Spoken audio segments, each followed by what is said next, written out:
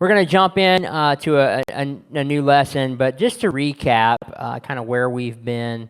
If you haven't been here, we started a series where we are just taking apart the culture in which we live. So in the first week, we sort of looked at the state of the culture, and we talked about how there are over 40 million that have walked away from the church that used to attend church at least once a month. And so that was kind of a humbling statistic. But then we also finished that up with talking about how so many, over half of these that have left the church say, I would go back if I were just invited, if I just had a friend, if I had a connection.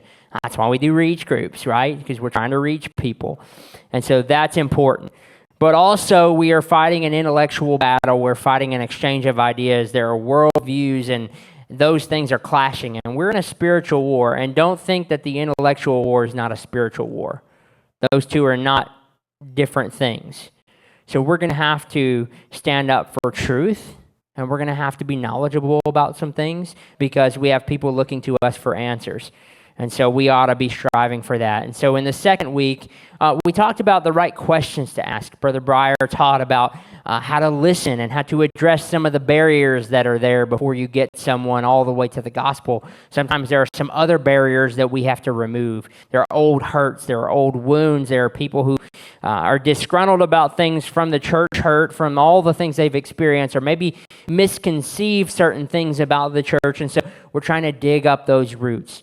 And then last week, Brother Bo taught about God's design and how there's an argument and a case to be made that you and I are finely tuned so that we can be here. And we looked just at biology. We looked just at DNA last week. And it's really unique that we have this coded information that it's over 13 billion characters long in our DNA that's ordered in just a way so that you and I exist. And if any of that were changed, we would cease to exist. So when people say, I wish God would just write me a letter in the sky and say, hey, I exist, I always say, he gave you a 13 billion letter long message already, and it's perfectly ordered so that you'd exist.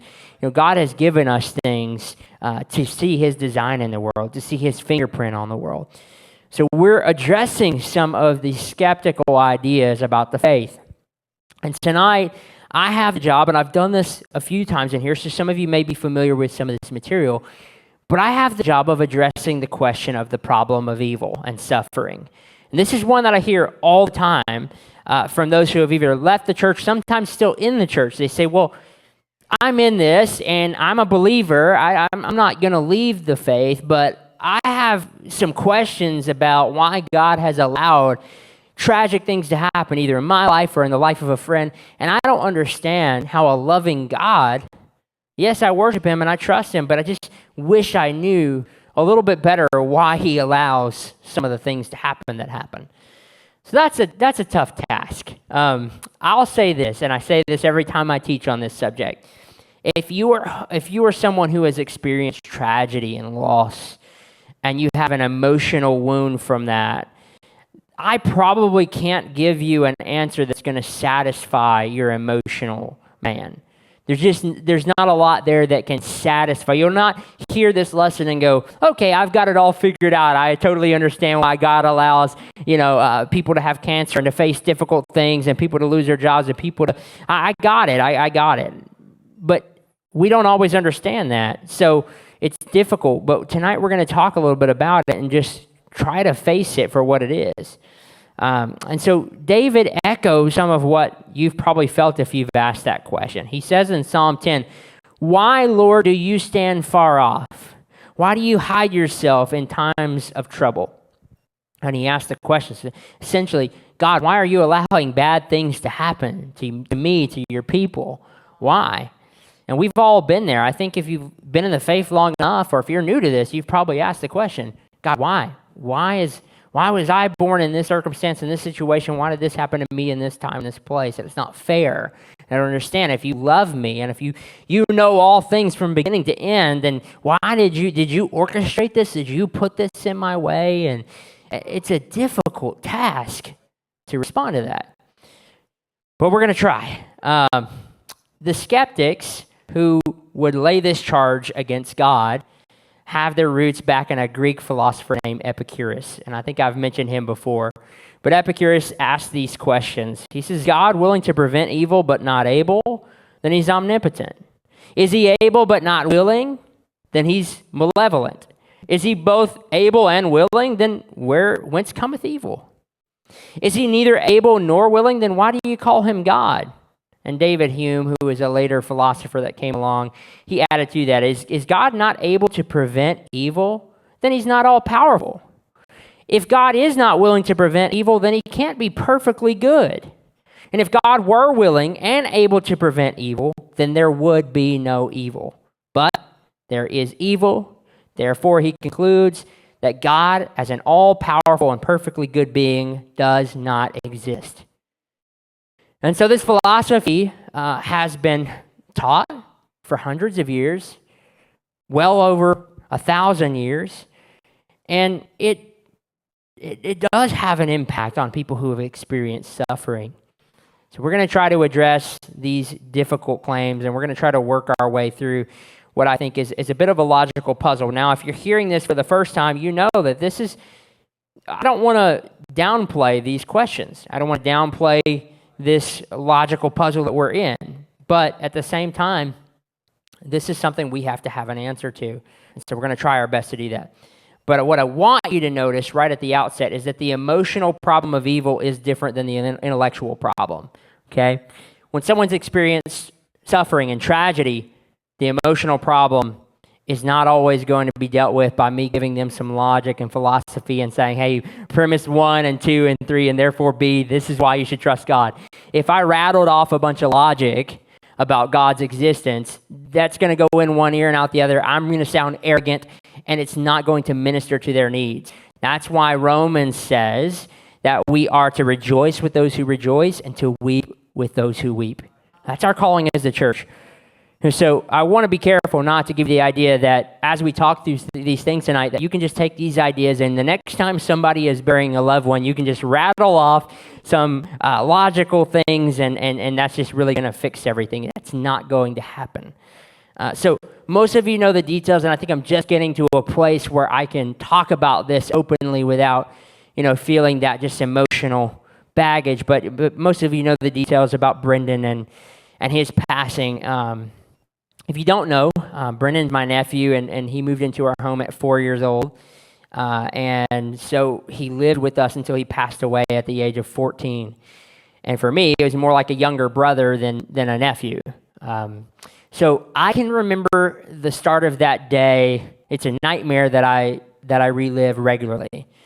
I remember getting a call early that morning from my mother. She was obviously very upset and saying, hey, this is a serious situation. Early this morning, he is going to be medvaced up to Shreveport. We're going to have to put him on life support. And, I dropped to my knees instantly, and I began to pray. And I began to ask God to please heal and please to move in this situation because this is a 14-year-old boy.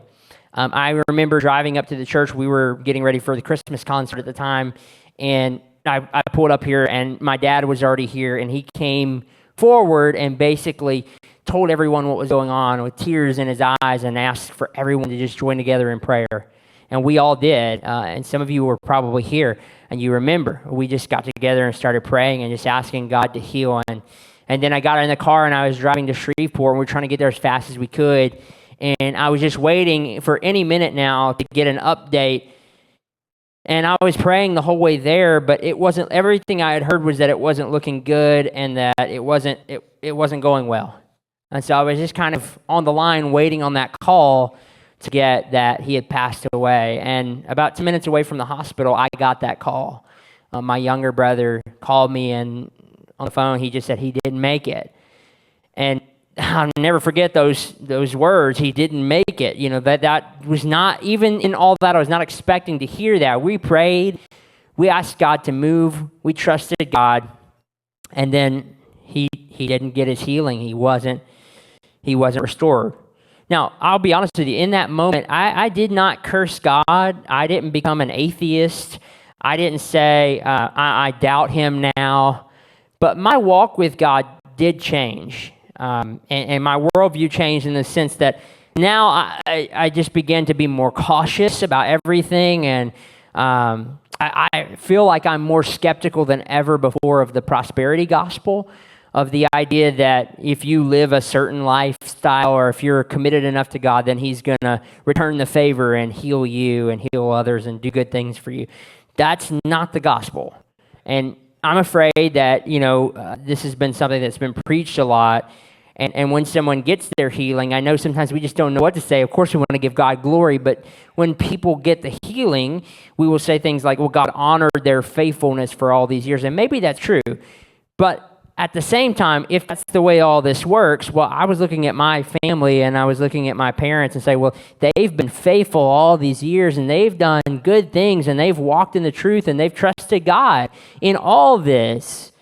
So are you saying they didn't do a good enough job and that's why we didn't get the healing? This is a way that the devil sort of operates, right? I mean, it begins to make you think like, I don't know, can I trust God if I prayed, if we did things, if we followed him, we loved him, we committed to him, and God didn't give us our healing, how do I move forward from that? That's a very personal example, but that gives the weight of the problem that we're dealing with here. It's not just an intellectual exercise. When you've lived through it, it's a difficult question to wrestle with. It's easy for someone to get up and teach a lesson on it, but it's another thing when you have to live it, when you have to live the problem of evil, when you have to live the problem of suffering and walk through it. It's not easy. And so, again, the questions that I have for God in this situation have not been emotionally satisfied. They probably never will be. And so it's important for us to understand that emotional weight. But I will say that some of this logic that I'm going to share with you did help keep me grounded in that time. Because my heart and my mind were at odds at that point, And the Bible does teach that the heart can be deceitfully wicked. And so even though I felt a lot of emotions about it, I was able to stay grounded based on some logic and some truth and really thinking, giving a lot of thought to suffering and evil in the world. And so we're going to share some of those thoughts with you, but it's a difficult thing, and it's a difficult problem that we have to address. But before we can address those objections that I mentioned earlier from Epicurus, from David Hume, we need a proper definition of evil. We have to understand evil and how it works, and so we're going to try our best to define it. So evil is not a thing. This is my theology here. If you disagree with me, feel free to come up to me afterwards and we'll talk through it. But evil is not a thing created by God. I don't believe God's responsible for evil. I don't believe that he ever created evil. And there's an interesting verse in the KJV that says God created evil. But this is why context is important, and all the things we've been talking about in Reach You are important, because the Hebraic word in that scripture is better understood as calamity. Calamity is a different word than evil. Okay, it's not that God's responsible for moral evil, but in many cases, God has used calamity and disaster and things in the world that have happened based on natural disasters and things in order to accomplish his will. And we'll come to that. That'll be something we can talk about in a minute. But evil itself is not a created thing by God. In the book of Genesis, it says in Genesis chapter 1 that God saw all that he made, all of it, and it was very good. And so evil is the absence, it's the corruption or the distortion of something that was originally good. And so darkness is the absence of light, right? Cold is just the absence of heat. It's not a thing, it's the absence of something. It's the privation of something. Evil is the absence of good. And so that shows that creation began as wholly good. There's no evil substance. All creation was good in the beginning.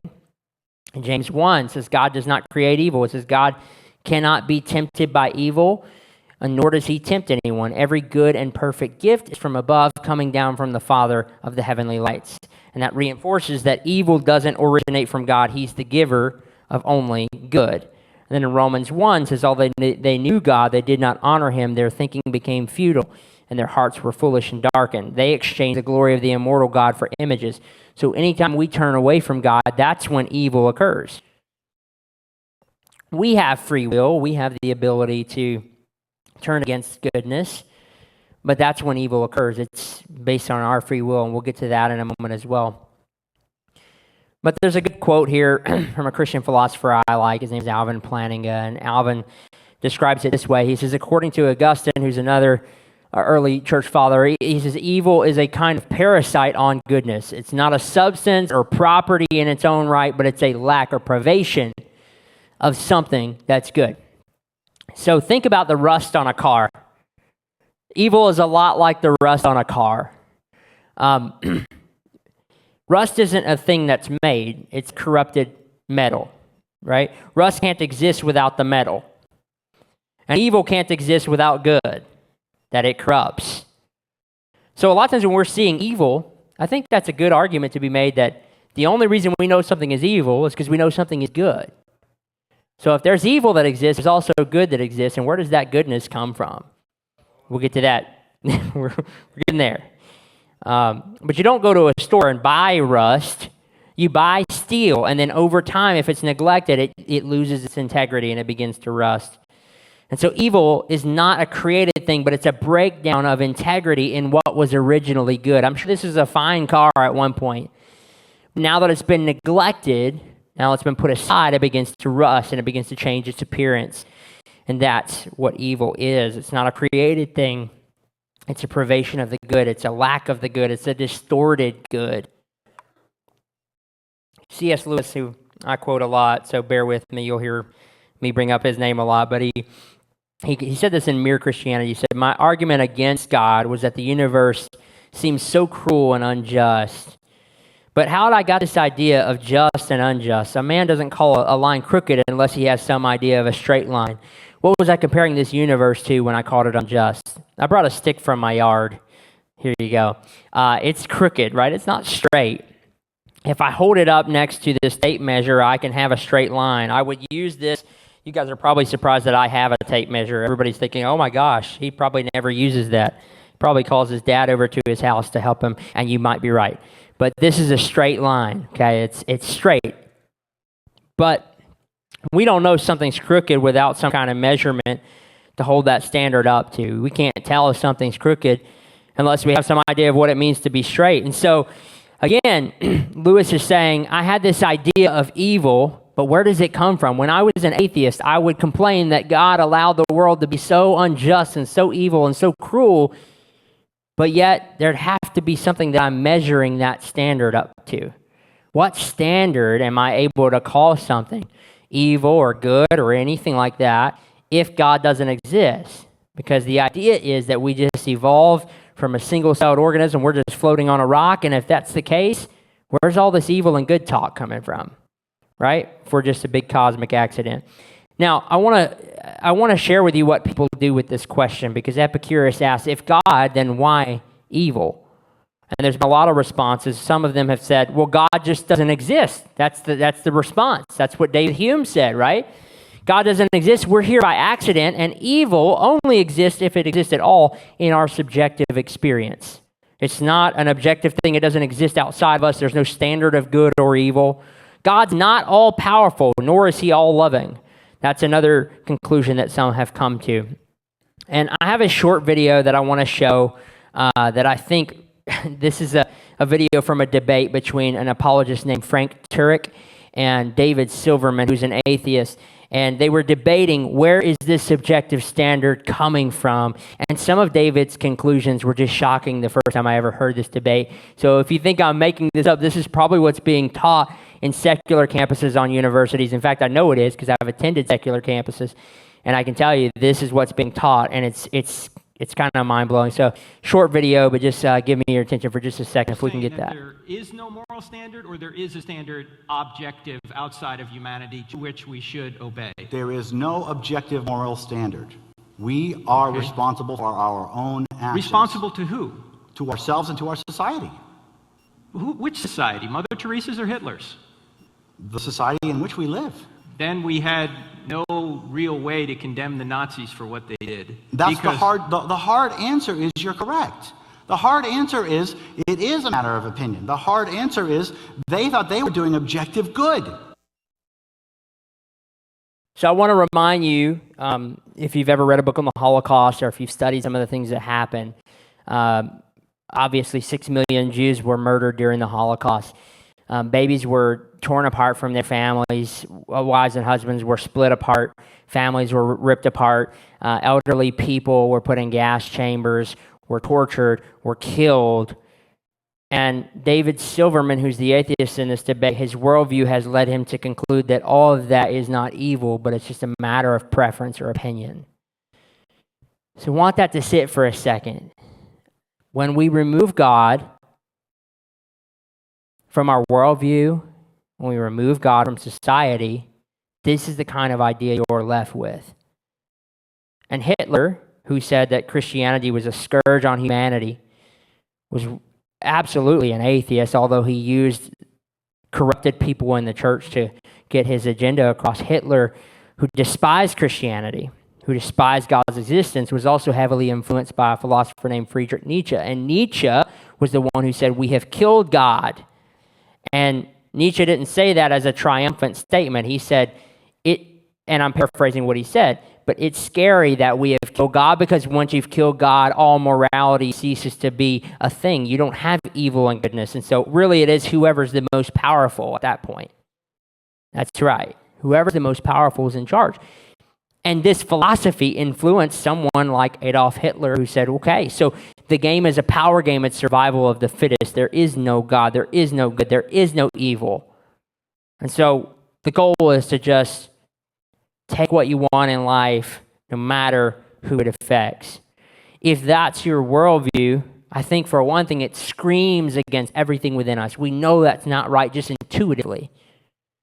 But I'd also say it's such a destructive worldview and a dangerous worldview, and it has played out to be so in history. And so I pray for anyone whose worldview is that what the Nazis did was just a matter of preference or opinion, but not something that we can say is objectively evil. I can say, because I have a standard, and that's my Creator. He's perfect. He's morally perfect. There's no evil in him. He's never created evil. I can point to him and say that's the standard of goodness whereby we measure ourselves. We are trying to measure ourselves. We'll never get to his standard. We're never going to be perfect, but he's the one we're striving for. And so it's not a matter of opinion. It's not a matter of preference, but there is things that we can call evil in the world and say, no, that's wrong, because we have a standard whereby we measure good and evil. Okay?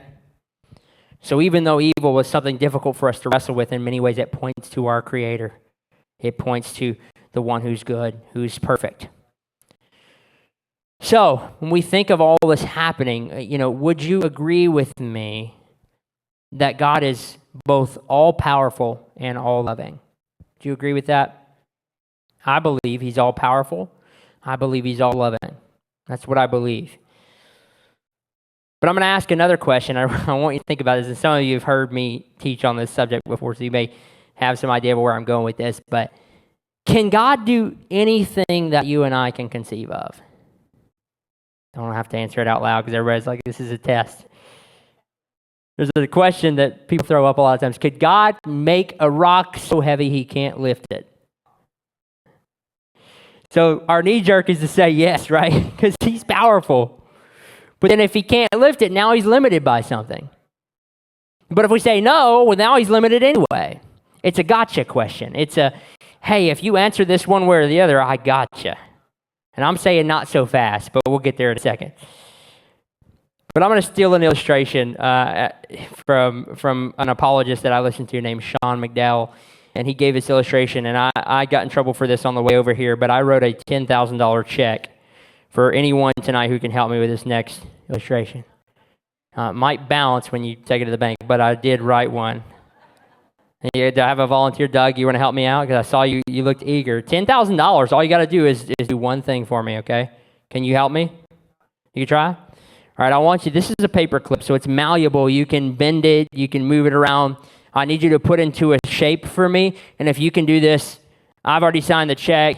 We're just going to have to eat that. It's going to come out of, I don't know how we're going to pay our bills. You're starving my family, but here you go. So all you got to do is take that and just make it into a square circle. Go ahead. Can you do it? It's $10,000. Is there corners in a circle? I don't think so. No, there's no corners in a circle. Can you do it? All right, well, is there anybody that's really, really strong that can do it? Like, I know we get some strong people. Can you? So it's not a power thing, right? Because if it were about power, I'm so strong. I know I could do it if it were about power. I'm definitely being sarcastic. But it's not a power thing. It doesn't make any sense, a square circle. So we'll try a different one. If someone here can just provide some, you can do this, and I'll hold on to the check. You can come up to me in a couple of days once you go home and get your documents together. But if anybody here can just provide some documentation showing me that you're a married bachelor. Anybody? It's not a fair game, is it? Okay, last one. If you can bring me this is a two-ended stick, but if you can bring me a one-ended stick before the end of the week, I got $10,000 for you. You see what I'm doing, obviously. And Amber says, please tear that check up before we leave today. If you see a check laying on the ground, I'm dead. I'm dead. So there's a problem here. And this is the same game that's being played when someone says, can God, make a rock so heavy he can't lift it? There's a lot of problems here. Do any of these things rely on power or ability? No, but what they rely on is our ability to bring something into existence that's absurd, that's illogical, and that in all actuality is just a combination of meaningless words. Just putting words together that have no meaning in reality and then saying, well, God can't do that. Well, yeah, because God doesn't operate in the illogical.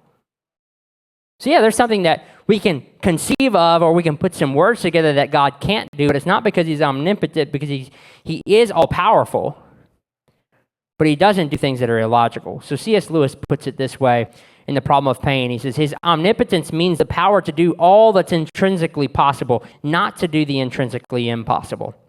You can attribute miracles to him, but not nonsense. There's no limit to his power. If you choose to say God can create a creature with free will and at the same time withhold free will from it, you've not succeeded in saying anything about God. Meaningless combinations of words do not suddenly acquire meaning simply because we prefix them to the other two words, God can. And he says this as well, nonsense remains nonsense even when we talk about God. And the reason I bring all this up is because the problem that David Hume and Epicurus have is they're saying God can create any world he wants. And on the surface, that sounds right. But then we take into account that God, because he loves us, gives us free will. And because he gives us free will, you and I choose to sin. With free will comes sin, and there comes evil. And so that's where evil comes from. So I want you to think about this. Could God create any world he wants? And if we think so often that that's just a simple question, I want you to think about that whole idea that we just talked about, a married bachelor, one-ended stick, the square circle. Now imagine, can God create a world where we have free will and where we still can't choose to sin and therefore there's no evil? But yet, if God loves us, by virtue of his love, he's going to give us free will. He's not going to rob us of our... Then it wouldn't be love, would it? If you were forced to love him, it wouldn't be love. I loved my wife. We were looking back over old pictures the other day, and we were just laughing at just how giddy we were those first few weeks. I mean, it was bad. I mean, I got bit by a love bug. I don't know what to call it, but I was in trouble. And it's only gotten better over time. We age like fine wine.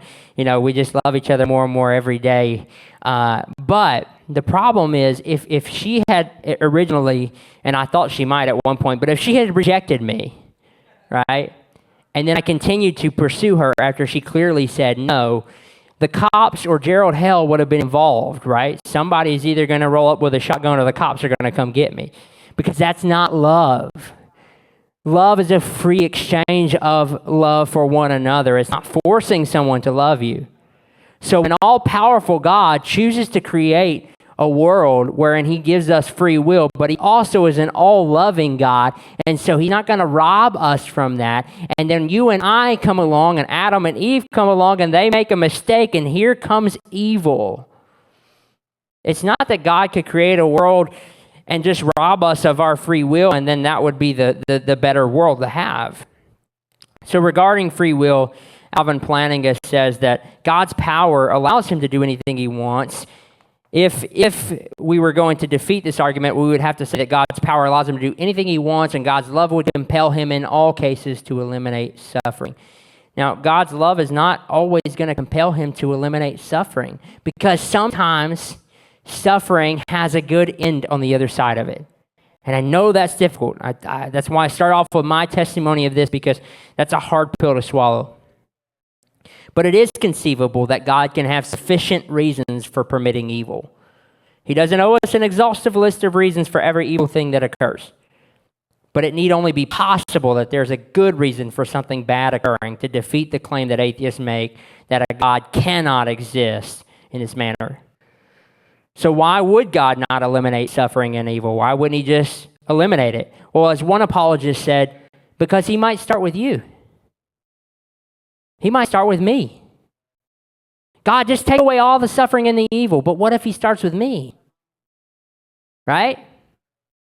Now, I know we're all here because we love the Lord, but everybody in here has made a mistake that I know of. I don't know of any perfect person in here. If not, if you're perfect, you can go home. Like, you don't have to be here because you've already arrived. We're just striving for perfection, but we're not there yet.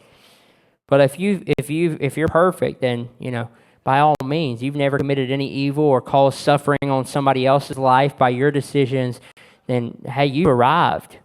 But the rest of us in here that still have our feet on the ground know, if he had to eliminate all evil, he might start with me. And so that's an important thing to really wrestle with. It has far-reaching implications. I want to give you a fancy word. It doesn't mean anything. Don't get thrown off by fancy words. But there's something called a theodicy. A theodicy is a proposed answer to the question, why does God permit evil?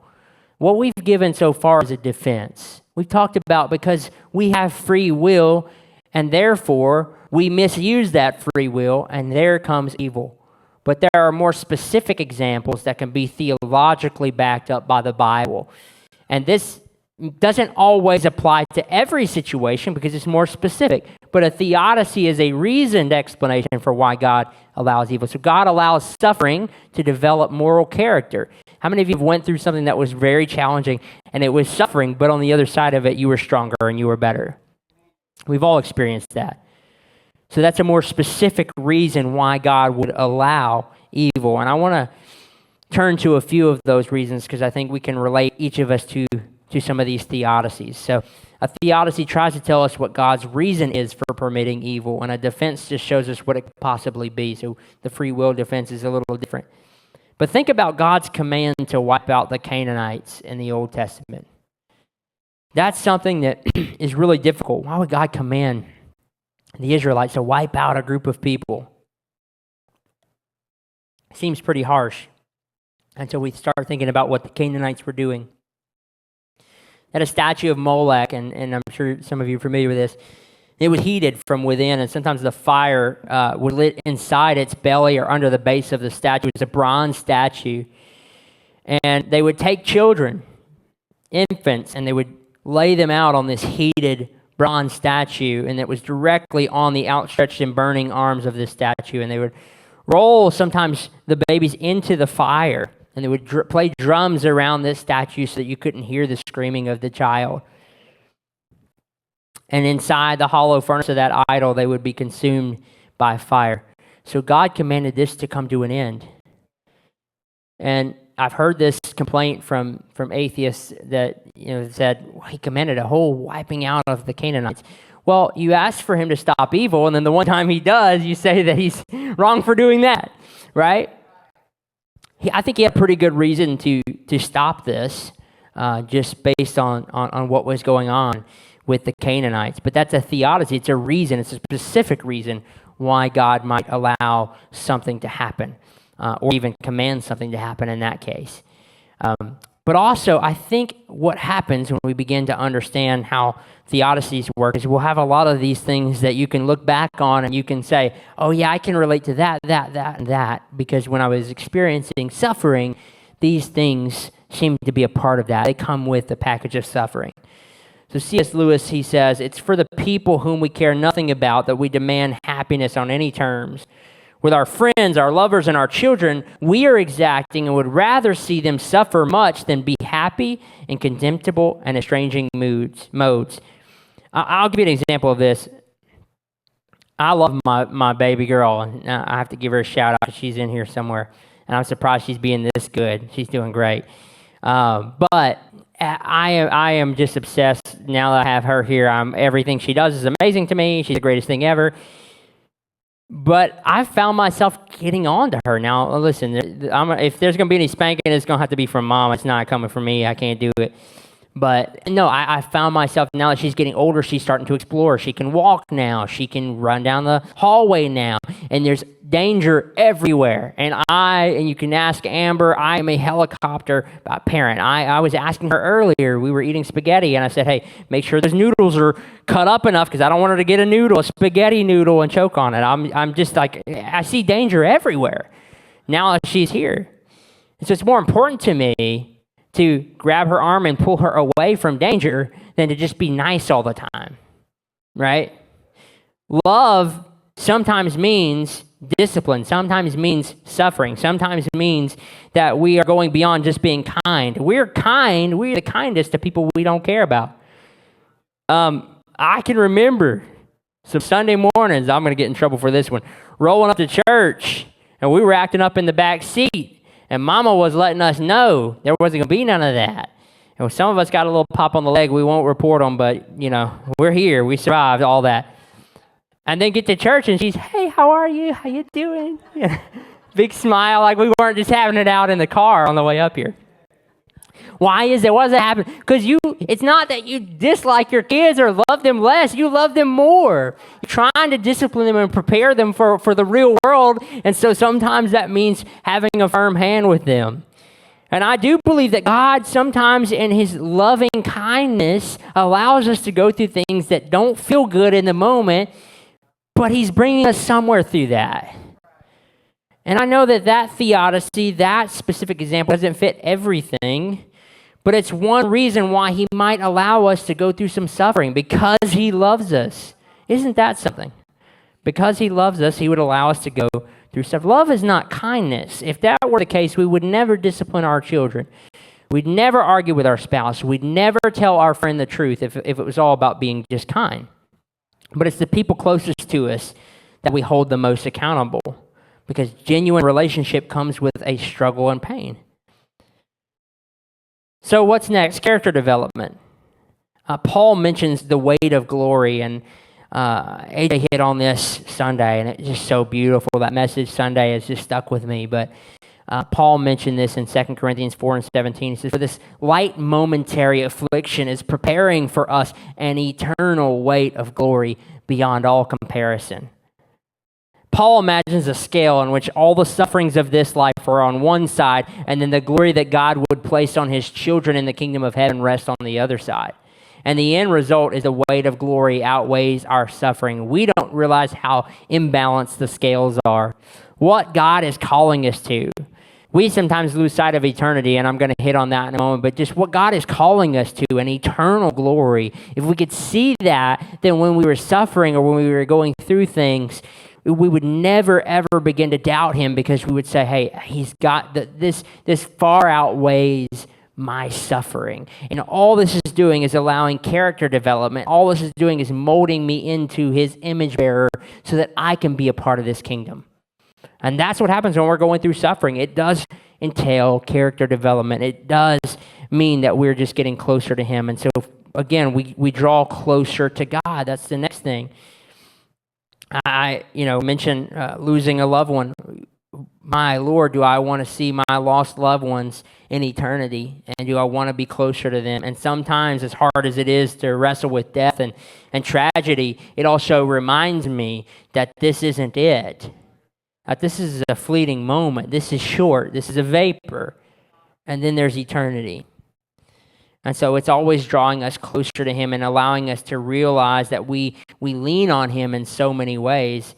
Lewis says, if we find ourselves with a desire that nothing in this world can satisfy, the most probable explanation is that we're made for another world. And I agree with that. There's an eternal calling in all of us. And I think it's why so many people are so miserable right now, is because they're called for more. They're called for an eternal walk. They're called for a life with the King. And because of that, we never really find our place in this world, and we have to remember we're just passing through. I'm made for another world. There's a world beyond the grave that I'm made for. So even in those moments of mourning or grief, I'm reminded that this is also that one day we can stand around the throne room together in a world where there's no more pain, there's no more suffering, because he is going to bring an end to evil. He is going to bring an end to suffering. He is going to make all things right. And I believe that with all my heart. And it's interesting, this drawing us closer to God. There's a guy who wrote a book called Operation World, and he says in China, it's estimated that 20 million Chinese lost their lives during Mao's Cultural Revolution. Yet since 1977, the growth of the church in China has no parallels. Between 1977 and 1990, the Christians in China went from 30 to 75 million. So why is it in the midst of suffering, Christianity began to thrive and to move? I think that's why we're having a decline. We talked about the decline of Christianity in America. I think that's one of the reasons. We're very comfortable. We have a lot of things. And so we pretty much begin to rely on ourselves. And we're also miserable. And so we've never had to really lean on God, because everything that we want is on Amazon Prime and it can be here in 2 days. And it's a problem, because it really does take faith to live this. El Salvador, there's a 12-year civil war in El Salvador. There were earthquakes, there was poverty, and in 1960, evangelicals comprised only 2.3% of the population. But then that number started growing through all these world events, and in the early 2000s, it grew to over 20% of the population, nearly 10 times the amount, but it happened through suffering. From 1960 to 1990, Ethiopian Christians advanced from 0.8 to 13% of the population in spite of a violent persecution. How is this possible? Suffering seems to compel something in us to hear the gospel.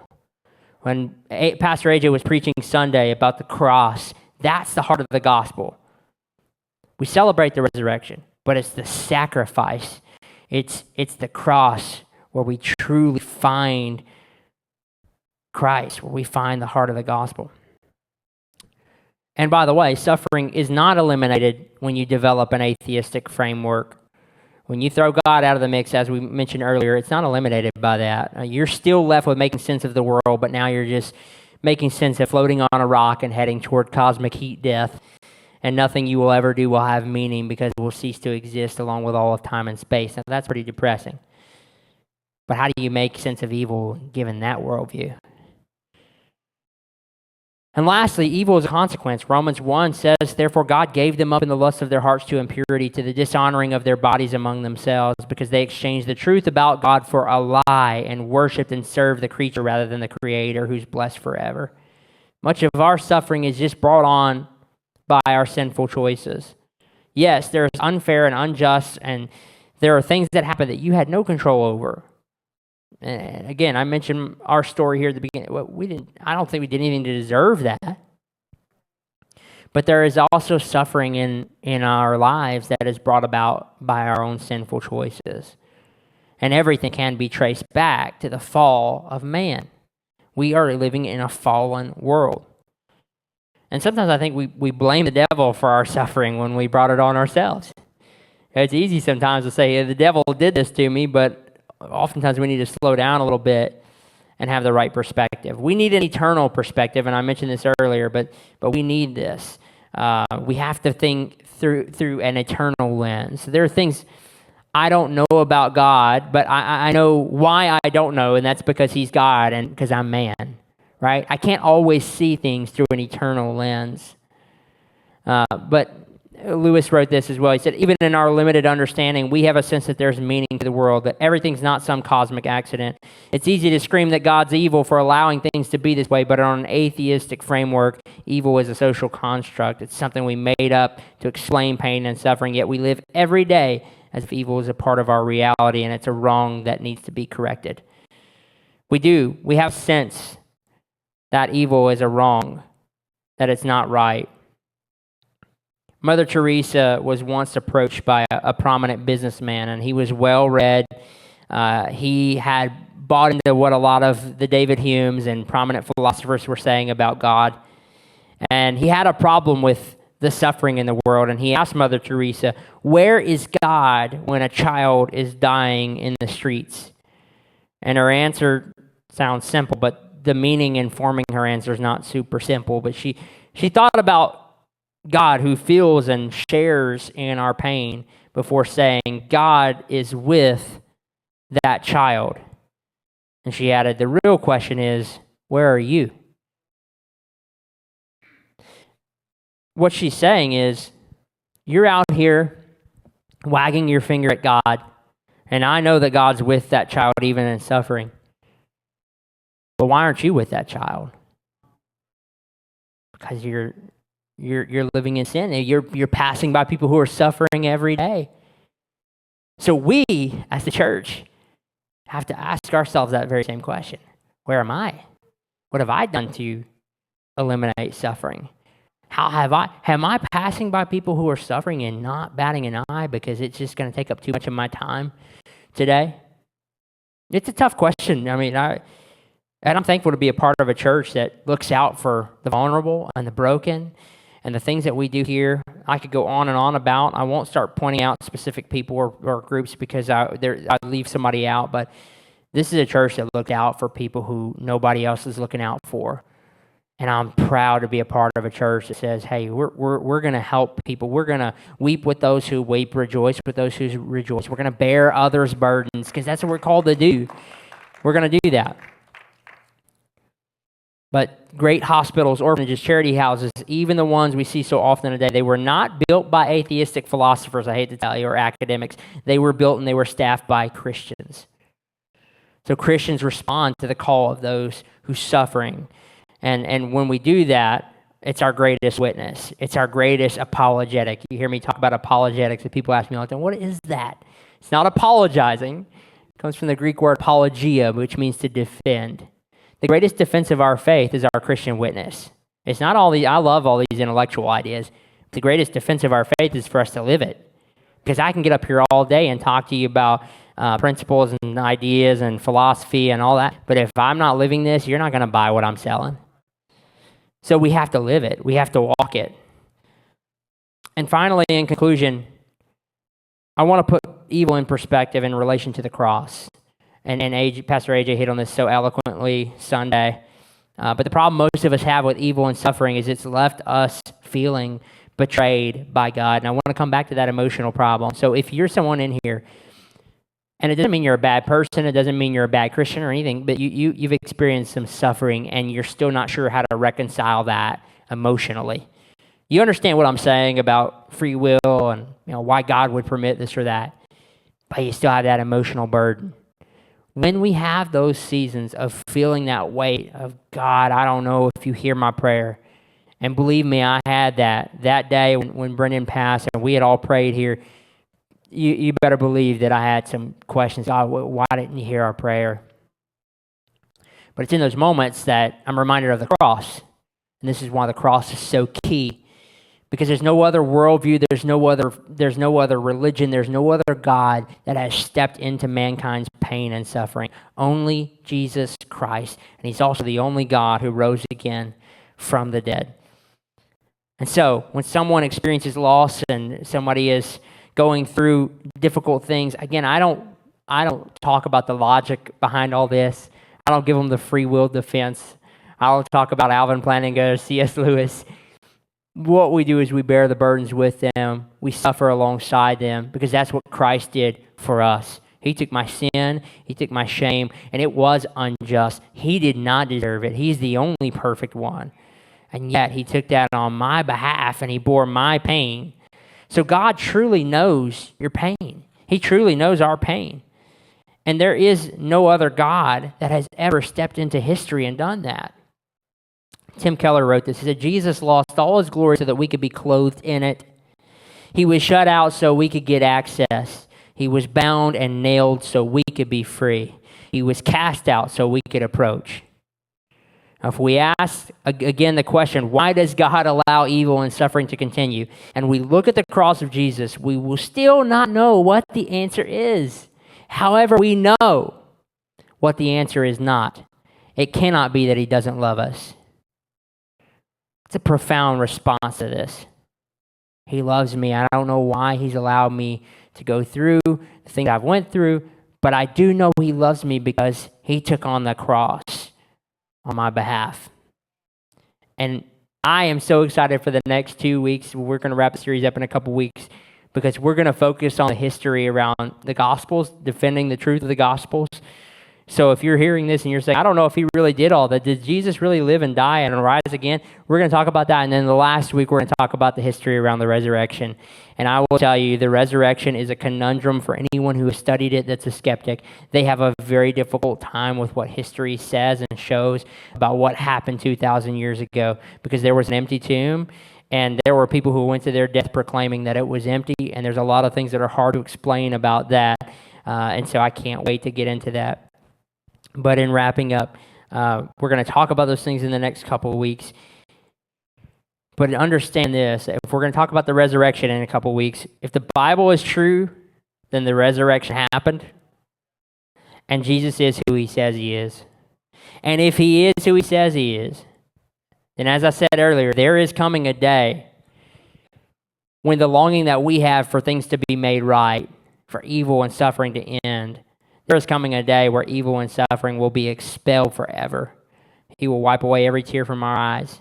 And I do believe that that day is coming. And Lewis said this, he said, they say of some temporal suffering, no future bliss can make up for it. Those who say that, not knowing that heaven, once attained, will work backwards and turn even that agony into a glory. And he said this as well. He said, at present, we're on the outside of the world. We're on the outside of heaven, the wrong side of the door. But all the leaves of the New Testament are rustling with the rumor that it will not always be so. That's powerful. That's powerful. We're going to talk about the New Testament next week, and Brother Briar is going to teach on that some, but why we can trust the New Testament Gospels. And then we're going to complete this series with why we can have faith that the resurrection happened. And it's not just a blind faith. We're going to talk about historical documents and manuscripts and things that have been preserved for 2,000 years now from not only Christian historians, but pagan historians as well. And so I'm super excited to talk about the resurrection. Nothing gets me more excited than that. So I hope that this has been, if you've endured suffering, I hope that this has been a faith builder for you. I want you to know we all are going to experience suffering. We all are faced with that. It's the fallen world in which we live.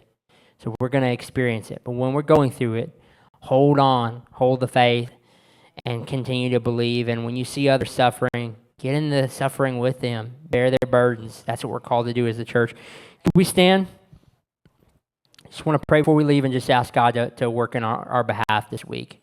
Father, thank you for this word. Thank you for allowing us to be here together as a church body. I just pray, Lord, as we leave here that somebody's been encouraged, somebody who's had some pain in their life, who's faced some difficult things and has a lot of questions. I just pray that if anything tonight, they would know that they are loved by you, that you went to an old rugged cross. You bore our pain, you bore our suffering, so that one day we could live forever with you in eternity, where there is no more pain, where there is no more suffering. You took my sin, Lord, on your back, and I deserve death. I didn't deserve to live, but yet you offer life. And so, Father, thank you. Thank you for life. Thank you for the cross. Thank you for your blood. You've been so good to us, Lord, and so all we can do is give you glory and honor and praise. It's in Jesus' name we pray. Amen. Amen. Thank you for being here tonight. Let somebody know you love them, and sign up for a reach group or lead one. We need some leaders, so help us with that. Love you guys.